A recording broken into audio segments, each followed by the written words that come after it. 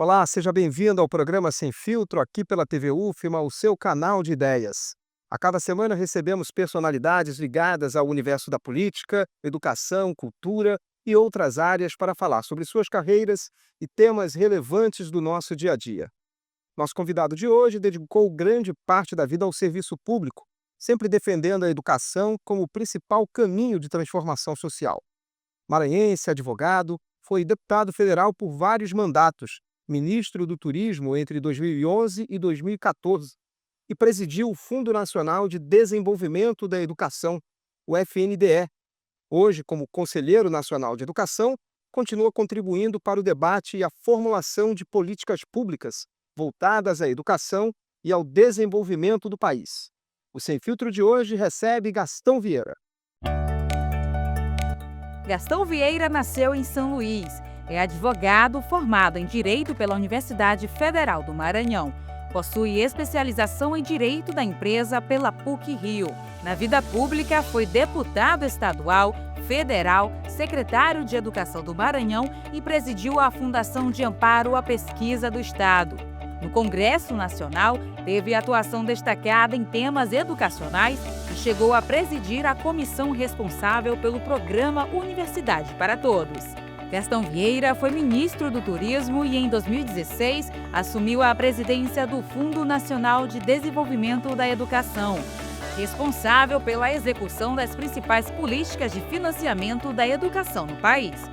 Em 2024, Gastão Vieira foi nomeado para o Conselho Nacional de Educação, onde participa das discussões e atualizações das normas que orientam a educação básica. Para essa conversa, eu tenho a companhia dos jornalistas Raimundo Borges, de O Imparcial, e Amanda Dutra, jornalista e também mestranda aqui da UFMA. Muito obrigado pela presença de vocês.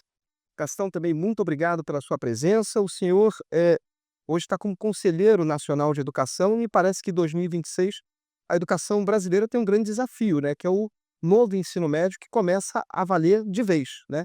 Como é que o senhor avalia esse novo modelo, né, que já está sendo experimentado por todo o ano de 2025 e que passa a ser obrigatório agora a partir de 2026? Primeiro, cumprimentar a todos vocês, é um prazer imenso estar aqui para poder conversar, principalmente por essa que muitos consideram a grande obra do Conselho hoje no governo Lula, que é fazer o novo ensino médio. O ensino médio brasileiro foi motivo de uma polarização muito grande, posições conflitantes entre aquilo que o governo Temer mandou para o Congresso e aquilo que o governo Lula mandou para substituir o que o governo Temer tinha mandado.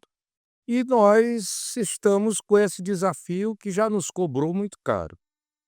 Só vou dar um dado para vocês. O jovem que acaba o terceiro ano do ensino médio numa escola pública brasileira, só 10% desses jovens, via Enem, que nós fizemos essa semana, consegue chegar numa universidade, seja ela pública ou privada. Que é isso? Tragédia.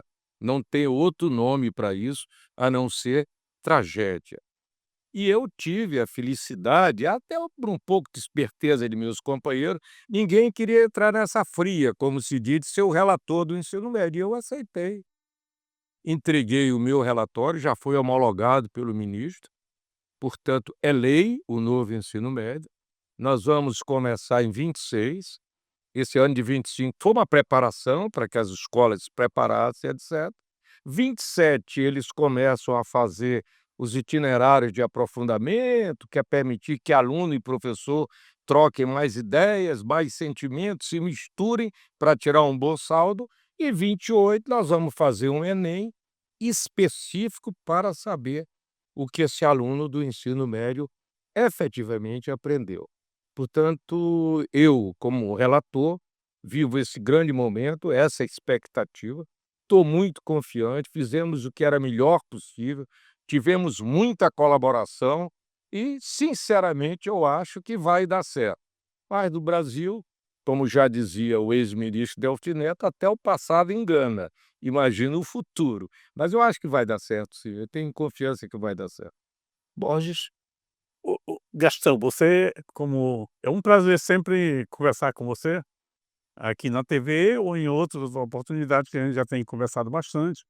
E eu queria saber essa questão da educação mesmo, que você é um especialista, já foi secretário de educação, já participou do Conselho Nacional, está de novo no Conselho Nacional. Eu quero saber esse novo ensino médio depois do impacto da pandemia de 2019 e 20, onde se mudou totalmente a lógica do ensino, deixou de ser aquele tradicional, a maior parte ficou em casa estudando internet, muita gente não tinha internet.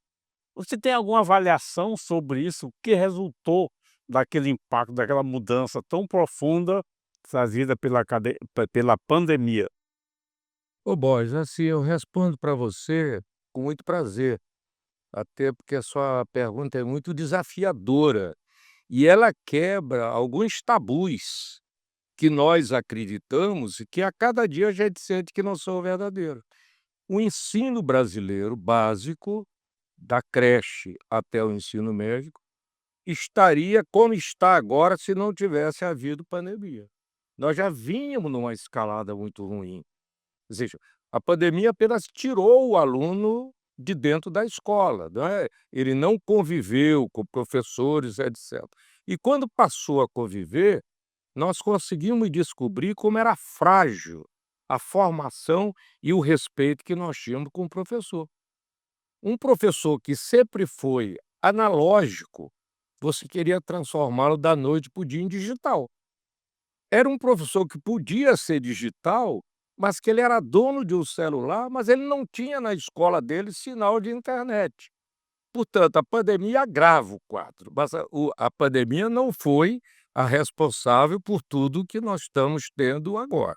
E o professor também não estava preparado para esse impacto tão violento, vamos dizer, que foi realmente uma A violência, mudança, né? né. A mudança. Mudança. Agora, quero lembrar aqui para todos vocês, e é um prazer fazer isso, em 1968 o Maranhão inaugura o ensino médio, não era ensino médio, era o ensino fundamental maior, da quinta ou oitava série, né, pela televisão. A maior experiência que o Brasil vê é o ensino da televisão educativa do Maranhão, que atraiu pesquisadores, principalmente da França, porque nós damos, matérias seriadas, geografia, história, ciência, tudo seriado, gravado numa fita, passado pela televisão, com o instrutor em sala de aula tirando dúvida dos alunos. Nós estamos falando de 68. Portanto, não era uma novidade. Depois, o doutor Cabral, que foi reitor da UFMA, né, doutor Cabral vai para Manaus e reproduz esse modelo que ele deve ter ajudado o ex-presidente, que era governador Sarney, a implantar, ele faz na rádio. São as rádios do Amazonas que levam a educação para os lugares mais distantes da Amazônia brasileira. Isso foi na década de 70. Então, o que eu quero te dizer é que nós não levamos a sério 3 coisas. Primeiro, valorização do professor. E não é valorização, o sindicato fala, não, eu não falo desse sentido. O professor tem que entender que ele tem uma carreira. O engenheiro tem carreira, tem piso. Um médico tem piso. O professor é que ganha melhor por causa do piso nacional de salário, ele não chega a 7.000. Esse professor que vai estar em sala de aula, ele tem uma responsabilidade enorme. Segunda coisa, nós não temos currículo que olhe a sociedade local, as coisas locais. Nós temos um currículo que você aplica em qualquer lugar. Eu fui secretário de educação e ficava assustado quando eu chegava numa escola do interior do Maranhão, os livros do FNDE, que depois eu fui presidente e vi como eram distribuídos, estavam todos lacrados na biblioteca da escola. Professora, a senhora não está usando? Ela, ô secretário, desculpe, mas por que que a senhora não está usando aí? Eu tanto apertava que ela dizia, esses livros estão muito além do que eu sei e posso ensinar para os meus alunos. Ou seja, faltava aquela coisa local, sabe? O entendimento da sociedade local. E esses problemas, Borges, eles persistem. Se nós formos olhar, nós não temos ainda internet nem em 60% das escolas brasileiras. O que custa um sinal de internet? Então falta um pouco, eu não te diria de prioridade, nós temos tido muitos ganhos, a educação brasileira avançou muito, mas nós ainda não fizemos o que devíamos fazer.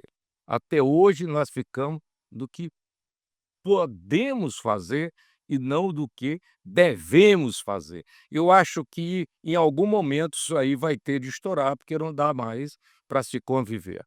Amanda. Gastão, foi um prazer lhe acompanhar na época que eu atuava lá no Congresso, né, você é muito atuante na Comissão de Educação, sempre com essa bandeira aí, o Maranhão agradece, o Brasil agradece. E retomando as discussões, a gente falou de ensino televisivo, nós falamos da pandemia que acelerou, escancarou, né, algumas deficiências, mas também trouxe algumas possibilidades. E agora o que se fala é em ChatGPT. Inteligência artificial já é uma realidade e transforma toda a aprendizagem. A sala de aula é diferente na pesquisa, no estudar para as provas, né. Então como é que o professor, né, como nós podemos auxiliar esse professor na era da inteligência artificial? Olha, eu estou adorando esse programa, porque as perguntas vêm exatamente no que está levando o momento da gente no conselho, inteligência artificial. E eu devo dizer aqui para vocês 3 que o Brasil tem 2 grandes problemas. Um, não poderá ser resolvido só pela inteligência artificial, mas o outro poderá. O que é? A dívida pública, o descontrole fiscal que a gente tem, porque nosso país é muito pobre, eu tenho de dar para quem não tem mais dinheiro, e aí fica essa coisa, corta para cortar, para não dar mais dinheiro para Bolsa Família e tal, essa confusão. E a segunda coisa está pacífica, que poderá ser resolvida pela a inteligência artificial, que é a educação. Se nós soubermos usar a inteligência artificial para sala de aula com o professor, nós poderemos resolver em 10 anos os nossos problemas educacionais ainda muito fortes e poderemos crescer 5% do PIB nesses 10 anos só utilizando, e já existem testes de como utilizar, a inteligência artificial como um complemento ao professor, como um complemento à escola. E eu vou lhe dar só um exemplo. Um professor pode dar aula usando a inteligência artificial do descobrimento do Maranhão. Ele pode montar o filme dos franceses chegando, nos ocupando, fazendo o forte. O aluno vai olhar aquilo e vai ficar embasbacado. Porque é uma aula completamente diferente da que ele tinha? Não. A aula é a mesma, a professora está lá explicando como nós somos descobertos, etc. Mas tem uma coisa a mais, que são as imagens daquela descoberta. O vídeo de maior sucesso que eu vi no conselho, na última reunião que eu fui, foi uma professora que fez uma pesquisa. Minha filha, o meu filho, você vai querer ser o quê quando você crescer? Ah, eu quero ser engenheiro. Você? Ah, eu quero ser enfermeira. Você? Ah, eu quero ser não sei o quê. E ela projetou com a inteligência artificial aqueles meninos com 25 anos exercendo a profissão que eles desejavam exercer. Então, o menino aqui com o estetoscópio, foi a aula que mais cativou milhões de visualizações feitas e muitas delas de jovens, de meninos da sala de aula, que foram impactados por aquilo. Então nós podemos resolver os problemas brasileiros com a inteligência artificial. Mas o gap não seria o mesmo do professor que não conseguiu aprender a utilizar as tecnologias anteriores, mesmo a internet, com toda a dificuldade para planejar a sua aula? A gente não teria também essa dificuldade, esse gap, né, que é a palavrinha também da moda, no sentido desse professor ter o conhecimento da utilização dessa ferramenta? Você precisa melhorar a formação do professor, isso é indiscutível. Nós não podemos dar esse salto utilizando as mesmas ferramentas que nós utilizamos até hoje. A gente fala muito sobre mudança de paradigma em relação ao ensino. Aí a gente vê recente agora, 2 semanas, matéria na televisão de rede nacional, mostrando escolas do Maranhão ainda em parede de taipa coberta de palha. Como é que você pode falar em inteligência artificial num ambiente onde a escola ainda está lá no século de 18, 19? Bosch, você também me dá a oportunidade de lhe dizer o seguinte: nós devemos voltar a nossa atenção onde ela é mais necessária. Nós temos aqui no Brasil uma moda que o professor que tirava primeiro lugar num concurso, ele tinha o direito de escolher onde ele queria dar aula. Eu dava um prêmio para ele, porque ele foi brilhante num concurso. Negativo. Ele tem de ir para o pior lugar. É lá que ele vai provar que ele é bom. Segunda coisa, mais de 90% das escolas brasileiras não tem água, não tem esgoto, tem poeira. Os meninos vivem gripados, ou seja, a estrutura da nossa escola pública é muito abandonada. Aí você para outro polo, mas o lugar onde se recebe mais dinheiro todo mês, determinado, que não falta nunca, é na educação. O Fundeb dá aumento de salário por várias coisas que a escola fizer. Se o diretor for bom, se o secretário for bom, se o aluno acertar mais não sei o quê, tudo vale dinheiro. Por que isso não acontece? Essa é a grande pergunta que eu também faço, porque já chegando numa idade mais do que madura, eu não tenho mais 10 anos para aqueles planos. Daqui a 10 anos eu quero para agora. Eu estou cobrando resultado agora, isso está me angustiando. Mas eu preciso ver resultado para agora. E eu me convenço, se não houver decisão política, vontade de fazer, determinação de fazer, nós vamos continuar nos lamentando e aparecendo no Fantástico todo domingo, que é uma vergonha para o Maranhão, que sempre tem um escândalo envolvendo uma escola nossa na noite de domingo do Fantástico. Que, aliás, não é um fenômeno nosso só. A maioria dos estados do Norte e alguns dos Nordeste sofrem desse mesmo tipo de problema. Bom, a gente vai para uma rápida parada, o Sem Filtro faz o primeiro intervalo de hoje. Você acompanha daqui a pouco essa conversa a mais.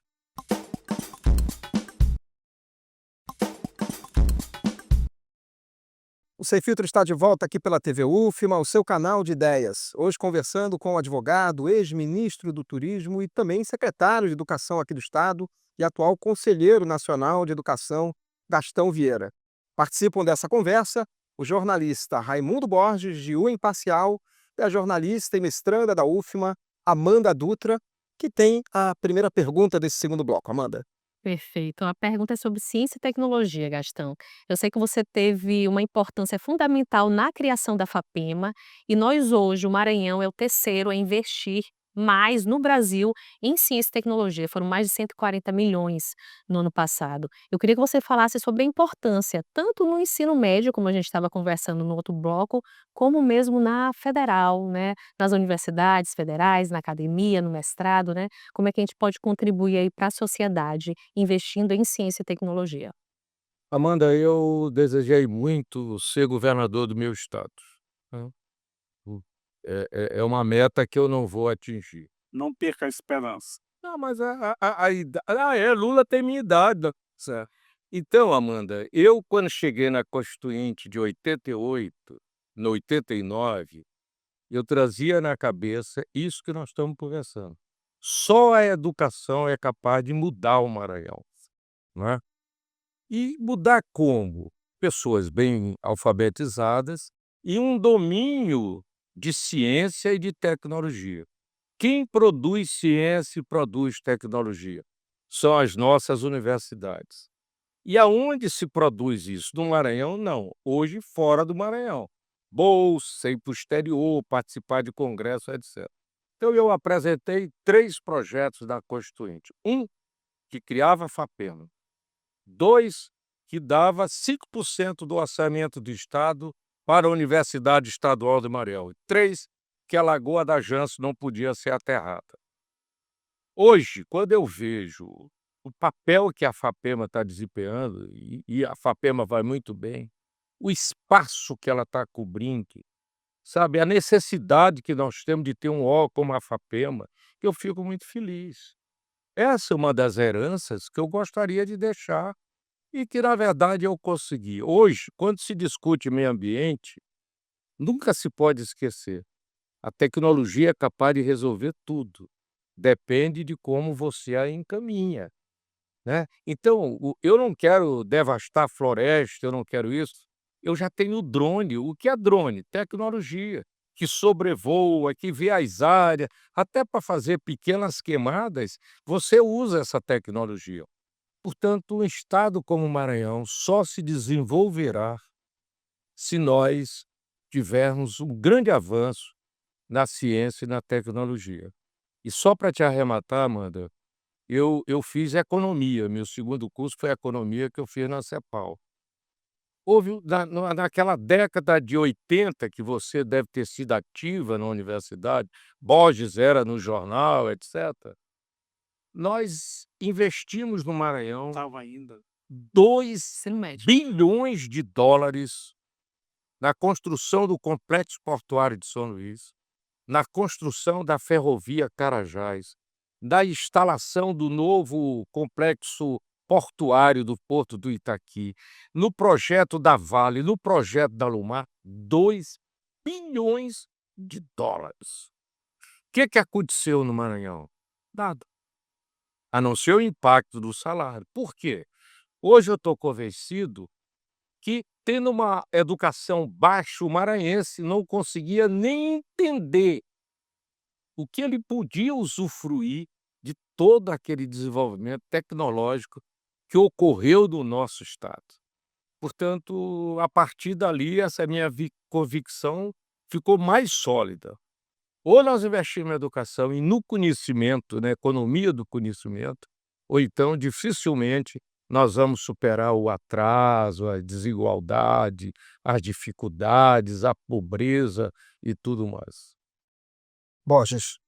Esse atraso, realmente, a gente percebe que ele está esparramado aí em tudo quanto é área, né. Mas como tudo depende da educação, eu vou lembrar a você, Gastão, um projeto que era interessante, hoje pode até ser que não seja mais, pelo tempo que a gente que a as coisas avançaram, mas você implantou um projeto chamado que tinha biblioteca, farol da educação. Aí eu faço num desses faróis da educação que está instalado lá no Vinhais, ele totalmente dominado pelo mato. Há muito tempo que as portas não são abertas. Aí eu me lembro do que você falou, de quando você estava no FNDE, que visitava o interior e encontrava as bibliotecas, e não era nem biblioteca, eram os livros amontoados ainda, tudo encaixotado e lacrados.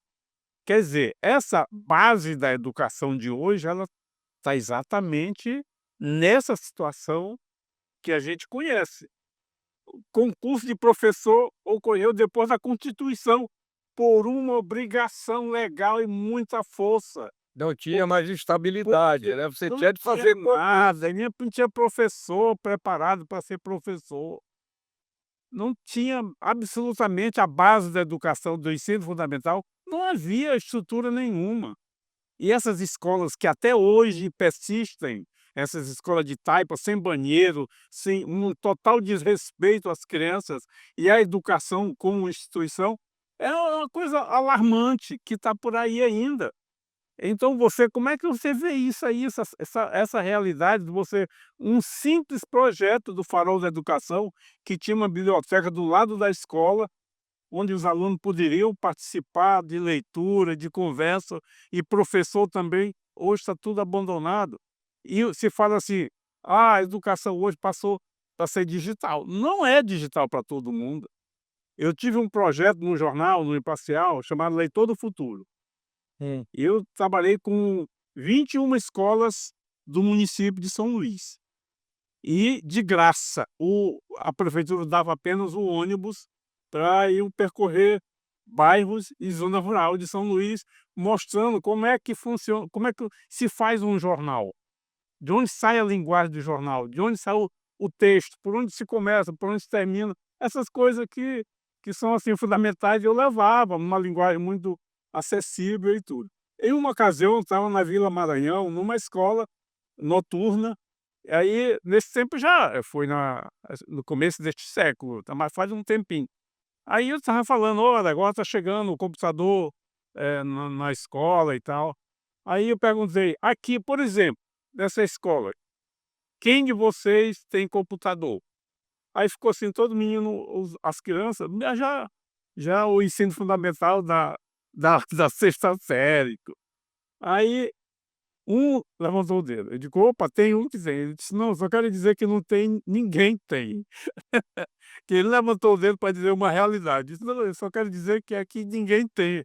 Ele deu uma logo de acabar com essa conversa, que aqui ninguém tem mesmo um computador. Porque você fala isso, as coisas estão acontecendo, a educação de tempo integral foi um avanço no Nordeste, o Ceará usou muito e avançou, passou de muitos outros estados, o Piauí chegou. É o grande exemplo Aqui brasileiro em aqui a educação em tempo integral. Aqui a escola de tempo integral chegou em 2015, se não me engano, a primeira escola. E por que é diferente, né? Então, hoje, como é que você analisa O essa. Piauí é diferente no ensino médio em tempo integral, como o Ceará foi diferente no ensino de Sobral, né, que hoje é um exemplo Brasil. E eu olho assim para vocês três com um sentimento que eu não tenho remorsos. Eu queria ser deputado federal, a primeira vez eu me elegi em 94. Tinha sido líder estudantil, meu sonho era chegar naquela Câmara, subir naquela tribuna e discursar. Aí Rosiana se elege governadora, tu não vai nada de ir para a Câmara, tu vai ser secretário de Educação. Ô Zé, tu não fica falando que a educação é ruim? Pô, vai lá e resolve. E eu topei aquele desafio. Primeiro, porque tinha um plano que me foi dado, feito por dois dos maiores educadores brasileiros. O professor Cláudio de Moura Castro, o professor João Batista Oliveira, tinham doado para Rosiana um plano de educação para o Maranhão. Então a minha função era ter amor pela causa, seguir o plano e não ter medo, né. E eu fui para a Secretaria de Educação. O Borges estava falando em jornal, o primeiro programa que nós usamos no Maranhão, de programa de correção de fluxo, que era um menino que devia estar na quarta série do ensino fundamental menor, estava na segunda, que devia ter 8 anos para estar na segunda, tinha 14, ainda estava na segunda. Era um problema sério. Nós fizemos um programa chamado Aceleração de Estudos, que eu digo, comecei a dizer, Sobral nasceu com esse projeto que nós desenvolvemos no Maranhão. Nós não tínhamos livro como esse que eu reclamava. Eu ia no jornal, pegar jornal imparcial, ia no Estado do Maranhão, pegar jornal Estado, porque os alunos começavam a ler nesse novo método fônico de soletrar com jornal, porque nós não tínhamos livro naquele tempo. Eu tive, poxa, um orgulho extraordinário. Me lembro que Fernando Henrique mandava Paulo Renato aqui. Paulo Renato, o ministro dele da Educação, e aqui 3 vezes. O que se está fazendo aí no Maranhão? Ele vivia aqui, olhando o que nós estávamos fazendo aqui no Maranhão. Eu digo assim, uma coisa que me parece muito clara hoje. Nós temos de dar um salto. Nós não vamos esperar que a professora seja digital, mas nós temos de criar condições para ela não ter medo de arriscar. E eu fiz, boss, essas escolas de taipa, eu fiz 83 escolas como secretário da Educação e doei para as prefeituras. Você não vê escola com meu nome, é a coisa mais rara, eu dei para as prefeituras, porque elas não tinham. E o ensino no Maranhão, ao contrário do restante do Brasil, ele era todo estadualizado, os municípios não tinham escola. E uma noite eu conheci o Greca, quando eu tomei posse, eu ainda levei um mês na Câmara, e eu conheci o Rafael Greca, que era deputado federal de Curitiba e que virou prefeito de Curitiba. Quando ele soube que eu estava em Curitiba, ele foi no hotel que eu estava. "Castorzinho", ele era gordo, bonachão, uma figuraça, né, "quero te mostrar um projeto que eu estou fazendo aqui".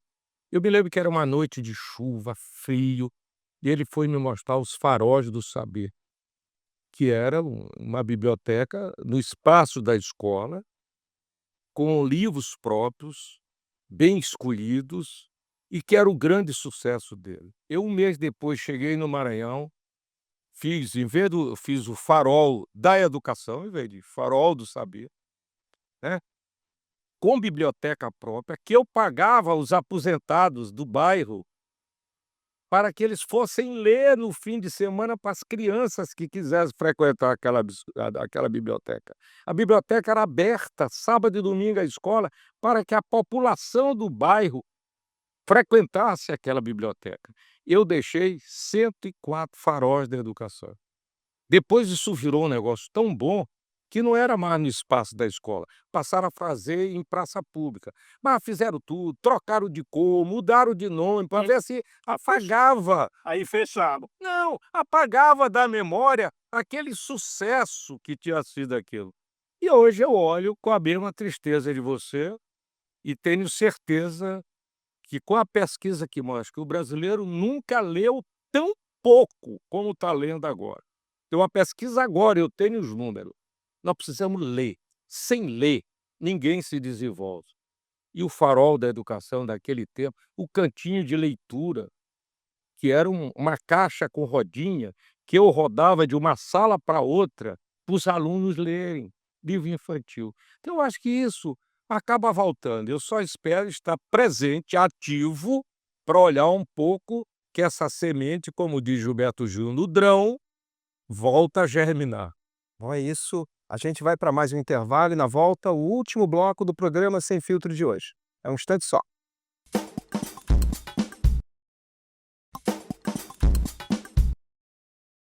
Voltamos para o último bloco do programa Sem Filtro, aqui pela sua TV UFMA. Nosso entrevistado de hoje é o ex-deputado federal, ex-ministro do Turismo e atual conselheiro nacional de Educação, Gastão Vieira.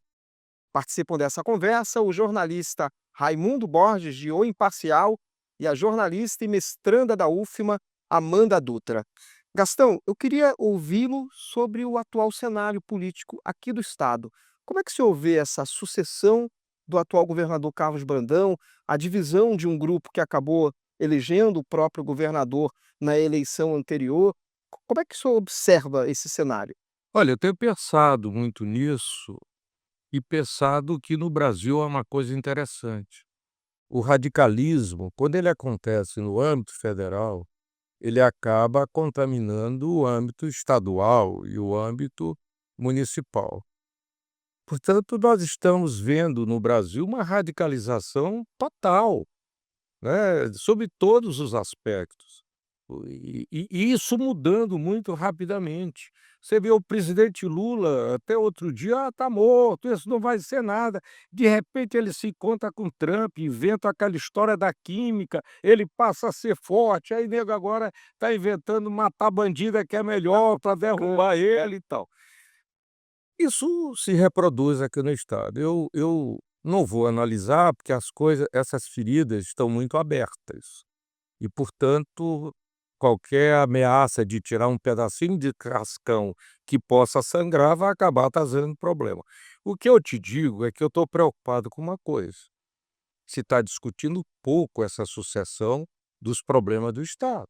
Por exemplo, eu gostaria, e estou à disposição, aproveito vocês para dizer, eu estou aqui para discutir os problemas de educação. Ou seja, quais são as ideias que eu tenho, o conhecimento que eu possa passar. Ninguém está falando em educação, ninguém está falando em saúde, ninguém está falando que nossos rios estão aceroados, nossos rios estão secando. A nascente do rio Itapecuru, que fica ali no município de Mirador, ela está sendo completamente devastada. Então, o que me preocupa é que nós precisamos ter uma discussão sobre o que é o Estado, para onde nós queremos levar, quais os rumos que nós queremos manter, como se vence essa coisa de pobreza, apesar de tantos programas que nós temos de combate à pobreza, o Maranhão ainda sempre está ali atrás, né, remexendo uma posição como se aquilo fosse um destino, e povo nenhum tem destino na miséria. Isso não é destino. Então sinto um pouco de falta dessa discussão, acho que se poderia promover essa discussão, independente de quem se vai apoiar ou não apoiar, mas os problemas do Estado deveriam estar na mesa, senhor. Borges, hoje você está no PT. Sim. É a primeira vez que você chegou ao Partido dos Trabalhadores e o PT também, hoje, você fala em racha da política brasileira, ele chegou à política maranhense, o mesmo grupo que chegou ao poder em 2014 pela eleição de 14, continua hoje, mas chegou rachado. Você está numa parte desse racha que é o PT, que por sua vez também está rachado.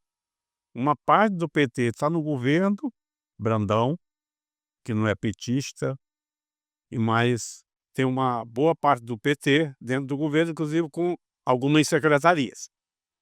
E você também, como é que você vê essa situação? Um partido que que está no estado que é o segundo reduto eleitoral mais importante do presidente Lula, que se diz candidato em 2026, mas aqui como é que o Lula vai chegar, vai encontrar um partido dividido, uma parte lá do candidato que já está mais ou menos definido, que é o candidato apoiado pelo governador, e o outro lado que tem o vice-governador, que é do PT também. Como é que vai acontecer isso aí numa campanha? Quero dizer para vocês 3 que eu tenho uma profissão que você não ensina em nenhuma faculdade. Eu sou político e tenho orgulho de ser político. Eu fiz direito, fui bacharel na velha Escola de Direito da Rua do Sol, para melhor ser político. Eu fui lá buscar os fundamentos que me permitissem ser um bom político. O que é ser um bom político? É você buscar a conciliação, você buscar o entendimento. Se eu fosse advogado, eu tinha a obrigação de ganhar a minha causa, senão nenhum cliente me contratava, se eu só estivesse ali para perder. Na política eu não preciso ganhar, eu preciso fazer com que as pessoas entendam, tenham uma visão das coisas e que dali se possa tirar um terceiro produto que seja muito importante. Eu quero lembrar vocês que eu nunca votei contra o presidente Lula, nunca fui do PT. O meu partido era melhor e maior do que o PT, que era o MDB. O velho MDB de Covas, de Ulisses, esse era o meu PMDB, né? Maria da Conceição Tavares, Celso Furtado, etc. Mas eu fico vendo o presidente Lula fazendo aquele discurso na ONU. Nenhum presidente brasileiro poderia fazer o discurso que Lula fez naquele dia. Quer dizer, aquela abordagem de uma visão política, de quem entende o mundo, de quem entende de miséria. Na verdade, quer queiram os adversários ou não, o presidente Lula é um líder de esquerda diferente dos outros.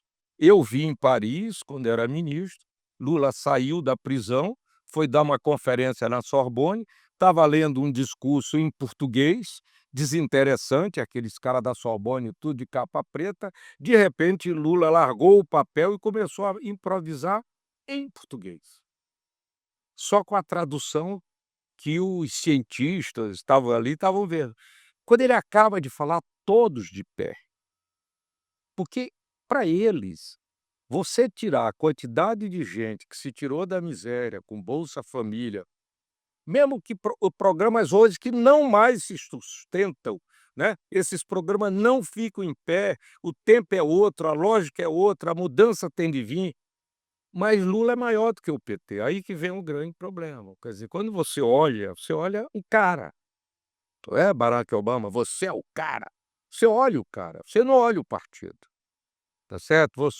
A sua ligação está mais com a figura que ele exerce. Eu espero que eu estou quase com a idade dele, ele fez 80 agora, quer ser presidente. Ele fez 80, quer ser presidente da república, né. O senhor tem 79, é Eu isso? tenho 79, ele está em plena atividade, outro dia correu lá em Brasília. Se ele não me faz inveja, porque eu também malho na academia e tudo, mas eu acho que nós temos um pouco de cansaço físico da vida que a gente levou muito intensa, né.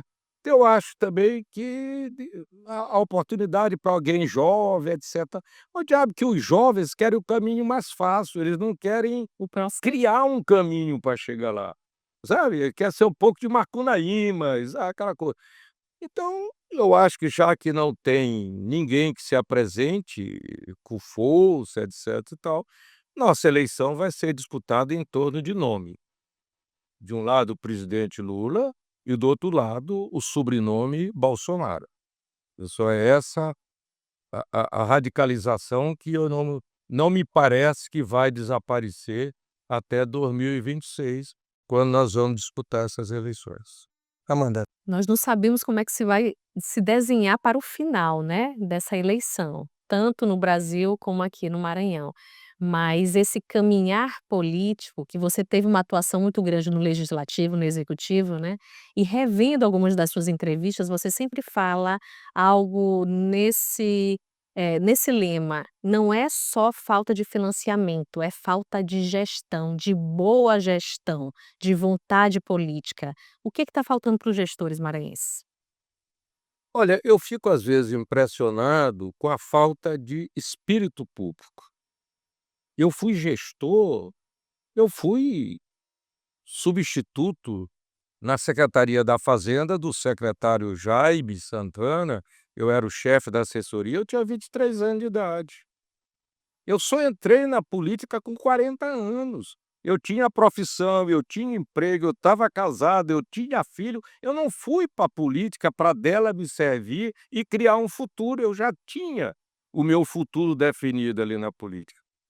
Mas eu sinto que eu pertenço a uma geração, e Borges faz parte dessa geração, pelo trabalho dele como jornalista, que nós tínhamos muito espírito público, a gente queria servir.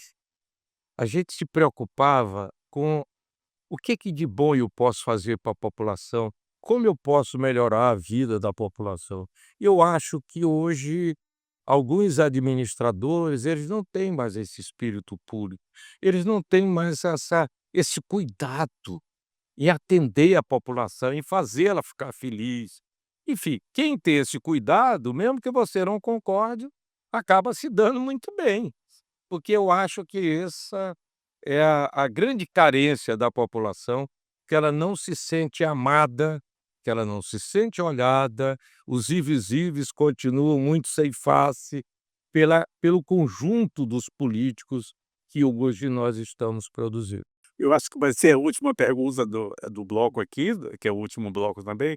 Eu gostaria de saber, a pergunta anterior foi mais ou menos, mas não foi, a resposta que eu esperava. Mas eu vou lhe perguntar mais uma vez, você como petista, ou como político, ou como maranhense, ou como participante do MDB, você é candidato em 2026 a um mandato eletivo? Absolutamente, eu acho que tudo tem seu tempo. O meu tempo foi muito produtivo, né, meu pai era um funcionário público, minha mãe era uma doméstica, eu cheguei em lugares que muita gente não chegou e nem vai chegar. Eu posso continuar fazendo o bem hoje, eu vou criar um instituto que tenha Instituto Gastão Vieira, para me fazer aquilo que eu não faço mais, porque não desejo exercer nenhum cargo público mais. Não quero mais exercer, eu quero fazer o bem de outra forma, né. Então, fim Borges, eu não sou candidato a nada, a não ser que seja uma eleição que eu não preciso disputar. Aí tá certo. O suplente aí de senador, o segundo e tal, né, só para dizer senador e tal. Mas eu disputei a eleição, esse processo eleitoral foi muito ingrato comigo, depois que surgiu o orçamento secreto. Eu caí de 140.000 votos, que compraram meus votos todos, para menos de 20.000. Ou esse orçamento secreto acaba, Europa, então eu não tenho a menor chance de disputar. Se o fizer é por teimosia e burrice, que são duas coisas que eu nunca cativei. A gente está chegando na reta final da entrevista, eu queria que o senhor fizesse as considerações finais. Em primeiro lugar, parabenizar vocês. O que se está precisando é conversar. A gente está precisando sentar na mesa, dialogar de uma forma civilizada, eu respeitar o que tu pensas, tu respeitar o que eu penso. Você não querer tratar aquele que você discorda como inimigo. Ele não é seu inimigo. Nós lutamos muito no Brasil para ter o pensamento mais ou menos próprio na política. Hoje nós temos. E graças a Deus, o radicalismo bolsonarista é 5%, o radicalismo da esquerda é 5%, 25% dessas pessoas não se definiram ainda, não estão tomando partido, o que abre uma chance de o inesperado fazer mais uma surpresa, como o Jânio fez, como Fernando Collor fez, não estou dizendo o resultado do governo deles, mas eles de repente surgiram do nada e criaram. Então, é possível que se tenha no Brasil o fim dessa polarização que nós precisamos. Nós precisamos muito, e o fim dessa polarização nós precisamos falar, vir por rádio, na televisão, sabe? Falar o que tem de falar, porque tem uma frase que me deixa muito preocupado e pensativo. Um grande filósofo italiano, ele disse o seguinte: essa internet vai criar um mundo de imbecis, né? Sem Certo é? pensamento próprio. É Domênico, sem pensamento próprio.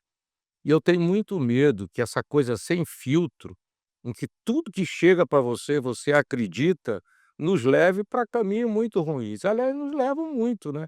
É criança cometendo crime, é criança não querendo ir para a escola. O que nós temos assistido é um absurdo. Eu não consigo controlar meus netos com rede social, né?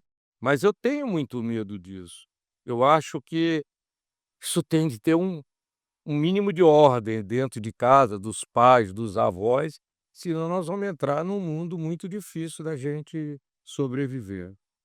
Bom, é isso. Eu conversei aqui com o ex-ministro do Turismo, ex-secretário estadual de Educação e atual conselheiro nacional da Educação, Gastão Vieira. Muito obrigado pela sua entrevista. Agradeço também aos jornalistas Raimundo Borges, Amanda Dutra também. Obrigado por participarem do programa de hoje. Chegamos ao fim do programa Sem Filtro. Você pode assistir à reprise dessa edição em nossa programação ou em nossas redes sociais. Até a próxima semana com mais um Sem Filtro, o seu espaço de troca de ideias, diálogo e pensamento crítico.